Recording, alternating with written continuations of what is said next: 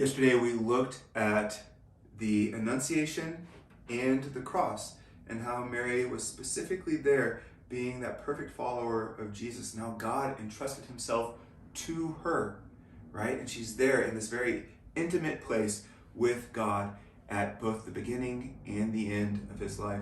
And we too want to be there. And so when we are, we're right next to our Blessed Mother. She's also there at his first moment when people come to realize he's the Messiah. This happens in John chapter 2 at the wedding feast at Cana. We know the story. They're invited to a wedding party and they run out of wine. Da-da-dan.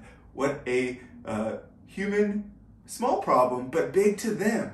And you can see Mary's heart, right? Is it a world-ending issue? No, but Mary cares about the bride and the groom and their embarrassment, just like a mother would. And so she goes in her maternal mediation and she takes the head waiter to Jesus. Remember, mediation, bringing God and man standing between and bringing unity. And so she brings the head waiter there and she says to the head waiter, do whatever he says. Now, why is this important? This is important because you'll notice in this first miracle, when Jesus is made manifest as the Messiah for the first time, Mary is right there. She doesn't have to be there. Jesus doesn't need him there.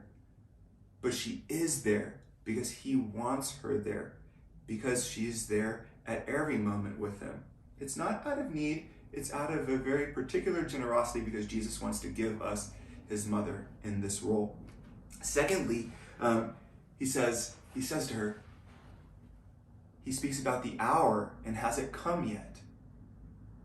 In this moment, as we go to Mary, are we ready for Jesus' hour right now?